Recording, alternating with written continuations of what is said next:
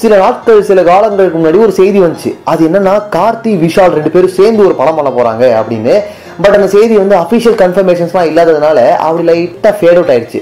ஆனா அந்த மாதிரி பரபரப்பு செய்தி வந்தப்போவே வந்து செம எக்ஸ்பெக்டேஷன் கிரியேட் ஆச்சு. ஏன்னா 2 எனர்ஜெட்டிக் யங் ஹீரோஸை வந்து ஒரே நேரத்தில் ஸ்க்ரீன்ல பார்க்கறதுக்கு செமையா இருக்குமே அப்படின்ற மாதிரி ஒரு எதிர்பார்ப்புலாம் கிரியேட் ஆச்சு.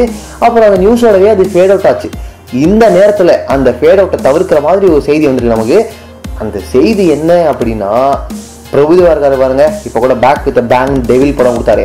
அந்த பிரபுதேவா, நம்ம டான்ஸ் கிங் பிரபுதேவா வந்து ரொம்ப நாளா ஆச்சு டைரக்ட் பண்ணி அப்படின்ற மாதிரி நம்மளும் கேள்வியெல்லாம் கேட்டோம். அவர் என்ன சொன்னாரு அப்படின்னா, அடுத்ததான் பாலிவுட்ல ஒரு படம் டைரக்ட் பண்ண போறேன் அப்படின்னாரு. இதுக்கு நடுவில் தான் இந்த செய்தி நமக்கு வந்துருக்குது.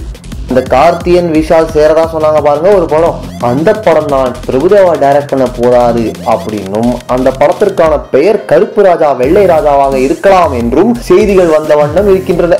அவங்க ப்ராஜெக்ட்ஸ் எல்லாம் முடிச்ச உடனே அடுத்த வருஷம், அதாவது 2017 இந்த படம் அப்படியே கிக் ஆஃப் பண்ணி கிக்-ஆஸ் மூவியா வரும் அப்படின்னு எதிர்பார்க்கப்படுகிறது.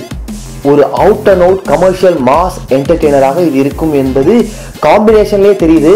பார்ப்போம், வெயிட் பண்ணி பார்ப்போம். படத்துக்கு வெயிட் பண்ணுறதுக்கு முன்னாடி நம்ம முதல்ல அஃபிஷியல் கன்ஃபர்மேஷனுக்கு வெயிட் பண்ணணும். அது வந்தோடனே திரும்ப வந்து செய்தி சொல்கிறேன்.